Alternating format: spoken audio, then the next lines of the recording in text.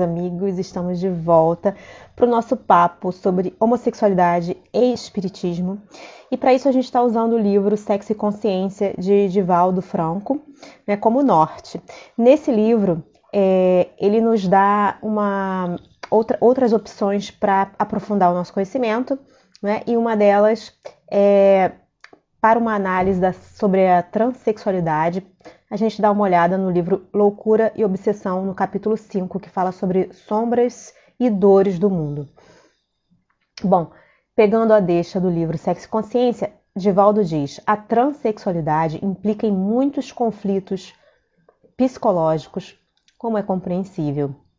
E antes da gente começar a ler o livro Loucura e Obsessão, no capítulo 5, Sombras e Dores do Mundo, a gente tem que colocar sempre que o espiritismo não é contra o homossexualismo ou a homossexualidade, né? O espiritismo, ele vê a homossexualidade como um estágio evolutivo do espírito.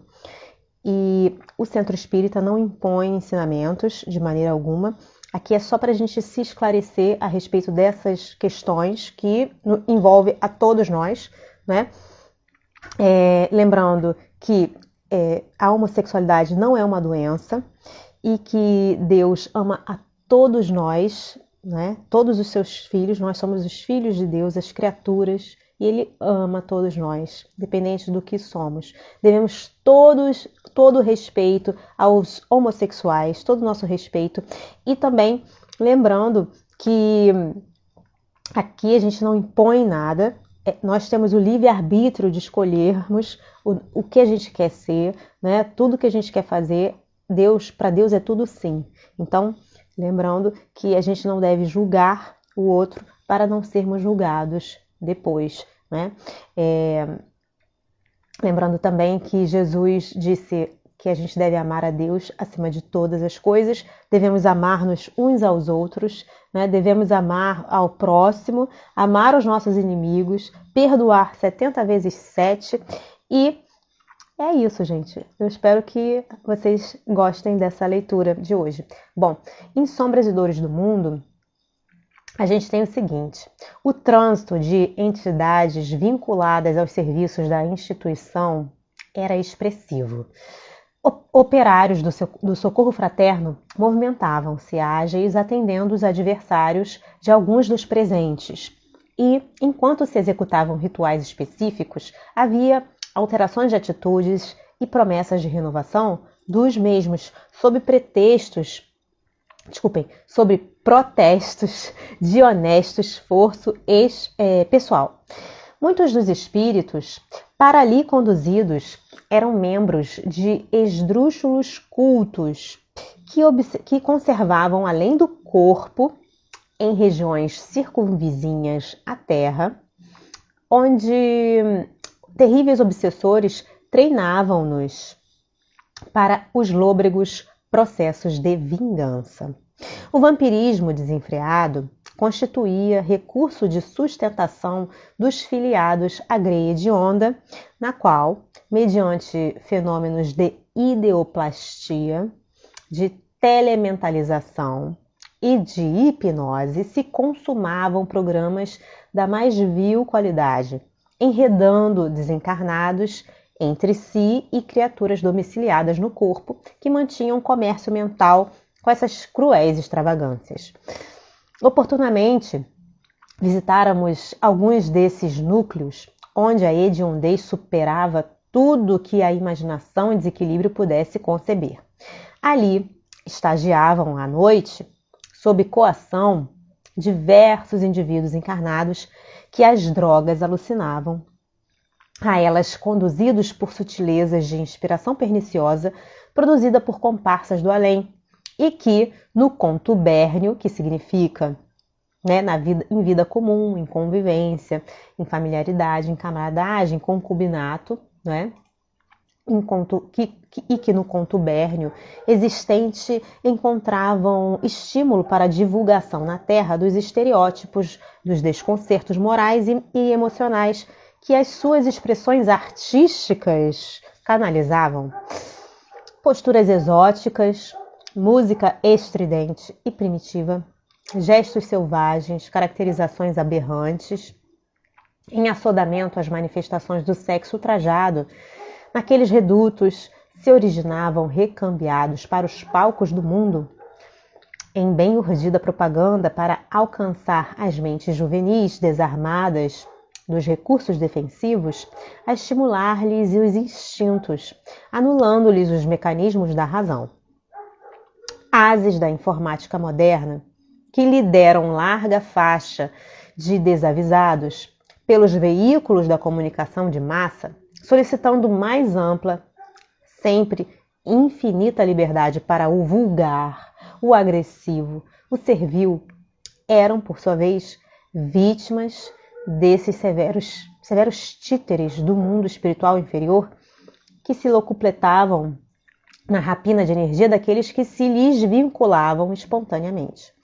Campeões do cinismo, sempre vanguardeiros da corrupção e da insensibilidade para com os valores éticos da vida, técnicos na ironia e no menosprezo às conquistas da moral e da justiça, eram frequentadores habituais por sintonia psíquica daqueles grupos onde renovavam experiências sórdidas, retomando depois ao corpo, sempre ansiosos e insatisfeitos pelo vivido, padecendo irrefreável avidez pelo novo gozar. Mulheres que se guindavam à popularidade, aclamadas pela coragem dos seus depoimentos e pela conquista de posições igualitárias às do homem, maquiladas e exibindo falsa felicidade decorrente de triunfos que as amargavam interiormente, eram serviçais dos mesmos núcleos, onde se submetiam a terríveis processos de abastardamento moral, dominadas por mentes soezes que as exauriam, obrigando-as ao prosseguimento dos espetáculos torpes, nos quais atraía o maior número de símiles para o alargamento da faixa das aberrações. A maioria delas certamente trocaria toda a ilusória notoriedade que desfrutava por caso fruíssem a segurança de um lar, de um afeto, de uma família, que combatiam como instituições falidas por mágoa insufocada de os não possuir. Recordamo-nos de uma dessas criaturas que vimos num dos seus programas hebdomatários na televisão, invectivando contra a moral, que chamava decadente, exibindo indivíduos paranoides, atormentados de vários tipos, para espetáculos grotescos com que divertiam os jurados e o grande público, igualmente ansioso pelo fecenino e brutal, e esplendendo beleza no corpo, mas cujo ser inferior, alterado por deformidades que lhe imprimiam a mente e o conúbio obsessivo, chegou a chocar-me. Veio-me à mente a trágica história do retrato de Dorian Gray e o seu macabro pacto com Mefistófeles. Não estaria ali o panorama real da composição dramática originada por Oscar Wilde? Aqui, no grupo dedicado ao bem, desfilavam seres macerados pela dor e outros que se compraziam em infligi-la, em condições todavia muito diversas. Não se aplicavam as técnicas da persuasão pelo esclarecimento intelectual e pelo amor puro, por falta de recursos momentâneos. Antes eram utilizados os métodos do choque emocional e da força mental a que se submetiam aqueles que, da vida, somente reconhecem e respeitam essa escala de valores. Não nos cabia o direito de ajuizar quanto aos recursos utilizados, tendo em vista que a terapêutica balsamizante, de cautério e cirúrgica, de acordo com a manifestação da doença e com as resistências do paciente. Inegavelmente, tratava-se de uma colmeia de ação positiva, na qual o amor, dentro da capacidade de assimilação local, era a tônica geral, pois que se trabalhava pelo bem e pela felicidade de todos. Espíritos que se submetiam a outros mais brutais em servilismo hipnótico e apavorado. Seres que se sentiam dominados por criaturas às quais se compraziam atender. Entidades que se criam geradas apenas para o mal, perpetuamente a ele destinadas, recebiam conveniente assistência e amparo, recuperando uns e predispondo outros à renovação, todos num processo de crescimento vagaroso, porém estável e eficiente. Os recursos do bem, como era bom sempre constatá-lo, são inesgotáveis e apresentam-se em qualidade superior ao que, por falta de mais completa designação, chamamos mal. A aparente vitória deste último é resultado da transitória sintonia daqueles que tateiam nas sombras da ignorância, ainda não alcançados pelas luzes do discernimento, ou primários nas experiências da evolução, mas mais instinto que inteligência, mais sensação que emoção, a quem nos cumpre atingir, abrindo-lhes espaços para o crescimento das aptidões superiores que lhes dormem ou já lhes lucilam no imo. Felizmente, cresce o número dos que se sentem atraídos para a verdade, saturados dos prazeres que exaurem, desmotivados pelos jogos da violência e tristes, insatisfeitos com as conquistas de que dispõem, cujo saldo são o desencanto, a amargura, a frustração. Havendo descoberto a outra face da vida, vislumbrada a claridade esplendorosa do amor que deflui da conquista de si mesmos, já não se compadecem com os hábitos anteriores, neles somente encontrando vazio e desconforto em substituição às antigas alucinações do prazer e do gozo. Sem dúvida, o homem sai do estreito túnel dos interesses limitados, guiado pela luz que já entrevê à frente, chamando para o dia exuberante que o aguarda.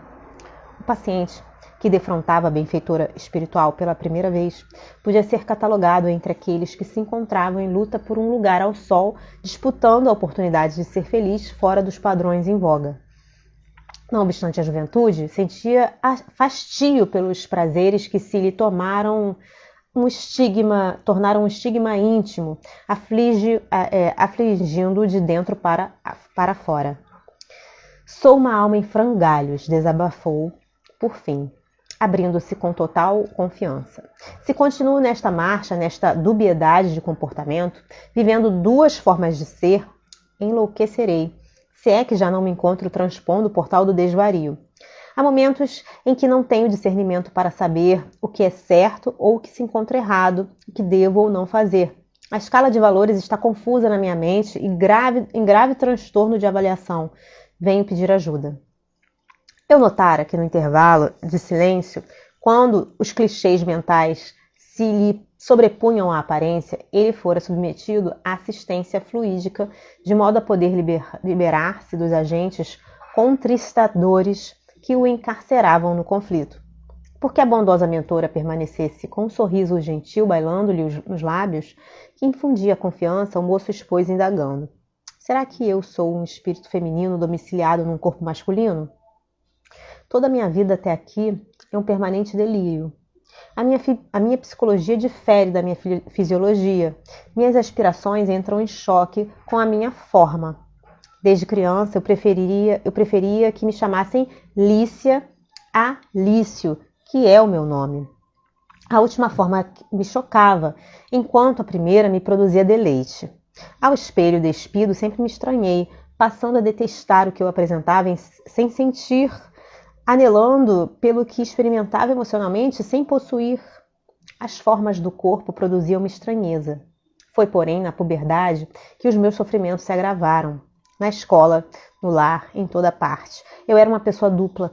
A real era interior, enquanto a aparente era visível. Todas as minhas recordações estão assinaladas por preferências femininas e os meus interesses sempre giraram nessa órbita. A inocência não me deixava entender a variedade de sentimentos, essa dicotomia comportamental. Ainda não me assaltavam preferências físicas, já que tudo acontecia num plano ideal, platônico, se posso dizer, sem outros comuns ingredientes humanos. A mente do jovem repassava as suas lembranças que se corporificavam diante dos nossos olhos. Ele titubeou um pouco ante uma recordação forte que assinalava novo e penoso período da sua existência. Percebendo-lhe a indecisão, a amiga espiritual estimulou a narrativa com palavras de entendimento, pois que isto lhe faria bem. Quando eu contava 10 anos, recordo-me bem, como se estivesse a acontecer novamente, um irmão de mamãe que morava no interior, portanto, meu tio, veio fazer faculdade em nossa cidade e nosso lar foi-lhe aberto, confiante e hospitaleiro. Eu o conhecera rapidamente, desde quando, muito antes, fora visitar meus avós, levado por meus pais e em companhia dos meus 2 irmãos maiores, um menino e uma menina. Naquela ocasião, senti-me encantado com ele, bondoso e delicado, que brincava conosco. Ao retornar à minha casa, aquela primeira impressão foi se diluindo com o tempo. Agora, porém, fora um choque reencontrá-lo, embora minha pouca idade. Ele, todavia, pareceu-me o mesmo, porquanto dava-me preferência e acariciava-me com insistente dedicação. Suas mãos fortes e seus dedos vigorosos passeavam com ternura sobre minha cabeça, deslizando entre meus cabelos encaracolados. Osculava-me a face e foi-me dominando emocionalmente.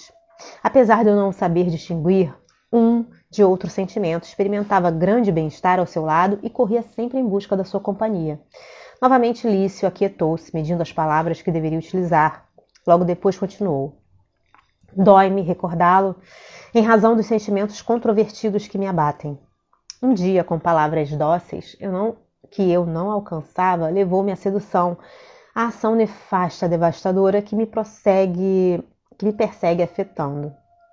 Sem saber discernir, era uma brincadeira, um segredo de amor que manteríamos conforme deu-me instrução para uso pessoal e junto à família. Com o tempo adaptei-me e envergonho-me em confessá-lo, passei a amá-lo. Se é que um adolescente naquele período sabe o que é o amor. Em casa, em face da confiança da família e ao descuido educacional, jamais transpirou o drama que ali se desenrolava conosco. Por mais de 3 anos, vivemos essa terrível aventura que se interrompeu quando ele concluiu o curso e foi exercer a profissão noutra cidade. Desnecessário dizer que a sua partida foi um desespero para nós ambos, que parecíamos não suportar o que ia acontecer. Impossibilitados, porém, de encontrar outra solução, o tempo selou o nosso destino com a separação. Mantivemos correspondência frequente, como ocorre nos idílios interrompidos pela distância física, e como tais o desfecho ocorreu, como era natural, seguindo as leis da vida. Ele encontrou uma jovem a quem passou a amar realmente, deu-me ciência do fato e casou-se com ela. Eu estava com 15 anos. Adicionei a dor moral, outra decorrente do vício a que me acostumara. Sem orientação, sem coragem de buscar apoio e diretriz com quem me pudesse ajudar e temendo não os encontrar, após noites indormidas e lutas tenazes contra a ideia do suicídio que se me fixava como única solução, tombei em novas, frustrantes e arrasadoras experiências que me magoaram profundamente, dilacerando meu coração e a dignidade interior. Concluo que mesmo as criaturas mais vis do chamado contexto social possuem sua dignidade, suas áreas emocionais de honra, fronteiras resistentes, últimas a se perderem na guerra das paixões dissolventes, antes da derrocada total. Quando estas são ultrapassadas, nada mais resta por que lutar. É o fim, a entrega ao aniquilamento, a morte interior da vida, e a criatura se torna um cadáver adornado quando logra manter a aparência, porém apenas cadáver que respira. Por fim, vive-se hoje um momento em que quase todos afirmam a necessidade de cada um ser por fora aquilo que é por dentro, assumir sua realidade íntima, viver e gozar conforme as suas necessidades. E só. Isso, porém, não me convence. Há algo dentro de mim que repele a degradação, a promiscuidade, a morte dos objetivos que a vida possui. Creio em Deus e na alma razões que me afligem a consciência ante os tormentos que me assaltam. Valeram, indago-me, os parcos minutos de relax e prazer em relação aos dias e noites de ansiedade e incerteza? E depois, quando a morte lhe advier, sempre penso o que acontecerá, como será. Some-se a isso a lembrança do meu tio. Não se aparta de mim. Amo e odeio. Não voltei a vê-lo, embora não há muito ele tentasse, por carta, que eu não respondi, uma reaproximação. Ele agora é pai. Como conciliar tal comportamento? No entanto, ele não me sai dos sonhos, nem das recordações que me enternecem e felicitam. Eis porque aqui estou pedindo socorro a vós que tendes a visão da imortalidade, a sabedoria dos problemas humanos.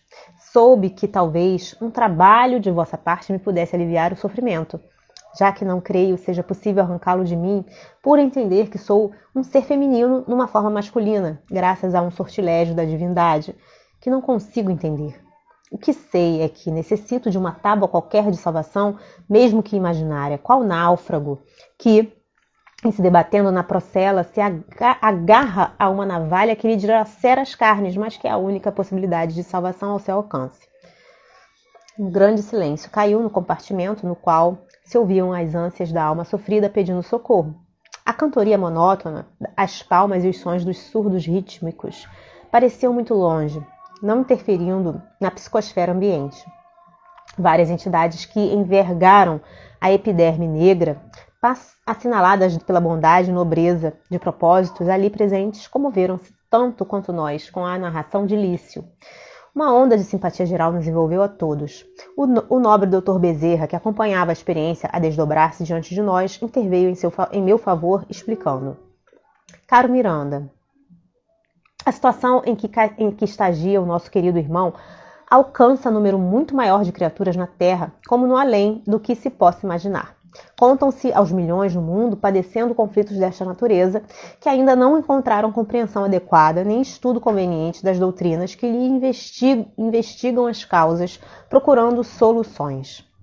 Por enquanto, travam-se lutas entre a coartação e a liberação do comportamento daqueles que estagiam nas áreas conflitantes do sexo. Os apologistas da proibição aferram-se a códigos morais caducos e impiedosos, nos quais a pureza é sinônimo de puritanismo, e os outros, que lideram o esforço em favor dos direitos da funcionalidade aberta, primam pela agressão moral, pela alteração de valores, pela imposição da sua conduta, nivelando todos os indivíduos em suas carências afetivas e estruturais, proclamando a hora da promiscuidade e da chalaça. Apresentam-se muitos indivíduos que se deixam conhecer como motivo de escárnio ao invés de lutarem pela conquista igualitária de espaço ou de risota, que significa o riso de escárnio, né? Ostentando deformidades que resultam dos comportamentos alienados, pedindo generalização dos costumes nos quais a conduta enfermiça deveria tornar-se padrão para todos. O respeito e a linha de equilíbrio devem viger no homem, em qualquer compromisso de relacionamento estabelecido. Enquanto, porém, o sexo mantivesse na condição de produto para venda e a criatura permanecer como objeto de prazer, a situação prosseguirá nos seus efeitos crescentes, mais amplos e dolorosos do que aqueles que se digladiam em nossa sociedade consumidora e inquieta. É natural que ressalvemos as exceções valiosas e nobres que há em todos os campos e áreas de ação da humanidade.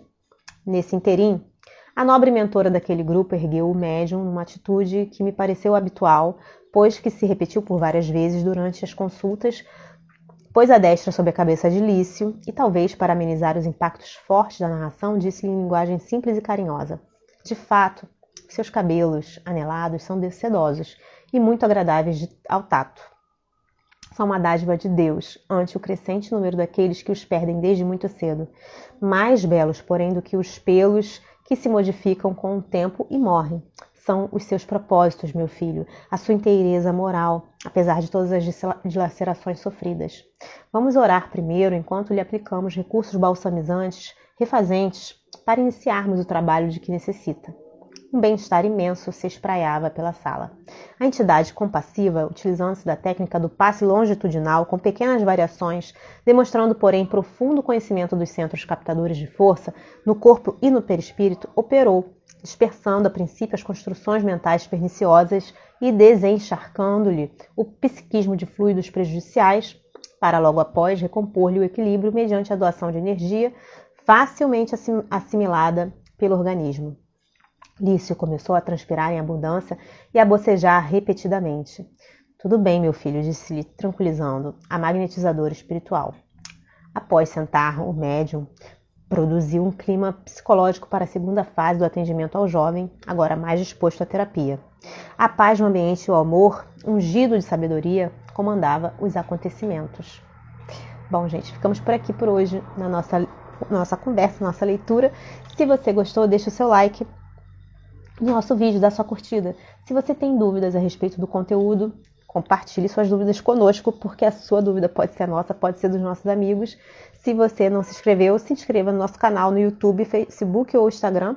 No YouTube a gente tem o sininho que você pode apertar para receber as notificações. E compartilhe esse conteúdo se você achar interessante. Eu desejo a vocês um dia maravilhoso, Deus abençoe e até a próxima. Tchau, tchau.